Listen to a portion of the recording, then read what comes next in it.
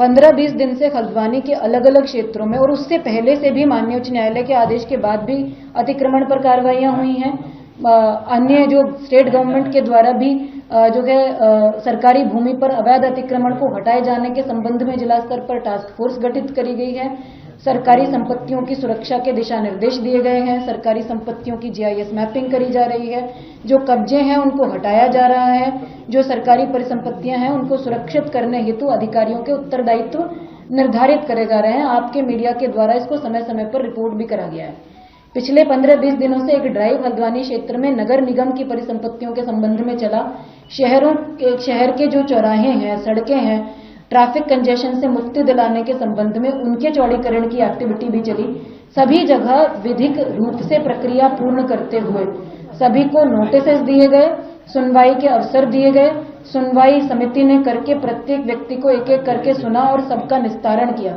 निस्तारण करने के बाद कुछ लोग माननीय उच्च न्यायालय में भी अप्रोच किया। कुछ लोगों ने, कुछ को समय मिला, कुछ को नहीं मिला।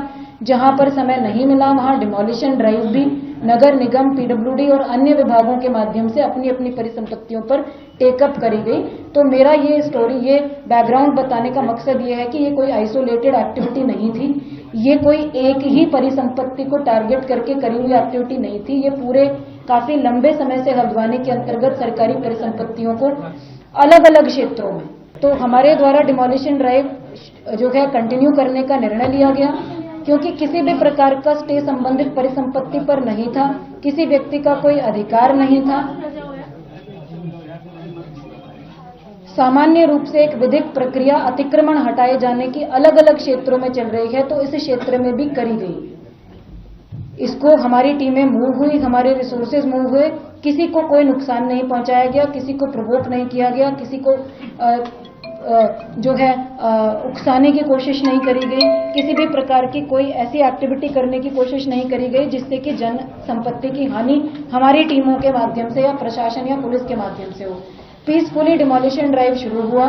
प्रिवेंशन के लिए फोर्स लगाई गई। अतिक्रमण की कार्रवाई के लिए जितनी फोर्स रिक्वायर्ड होती है वो लगाई गई, लेकिन कुछ अराजक तत्वों के द्वारा अनप्रोवोक्ड, अनहार्म्ड, अनटच्ड तरीके से पूरी कार्रवाई होने के बाद भी बड़ी मात्रा में with in half an hour इकट्ठा होकर जो है हमारी जो टीमें हैं नगर निगम की, उन पर पहला अटैक किया गया पत्थरों के माध्यम। को दिखाने का मेरा मकसद ये है कि आप इस वीडियो में देख पा रहे होंगे कि यहाँ ना तो कोई पुलिस फोर्स किसी को प्रोवोक कर रही है, किसी को भड़का नहीं रही, किसी को मार नहीं रही, किसी को किसी भी प्रकार से कोई नुकसान पहुंचाने की कोशिश नहीं कर रही है, ना एडमिनिस्ट्रेशन की टीम, ना पुलिस की टीम।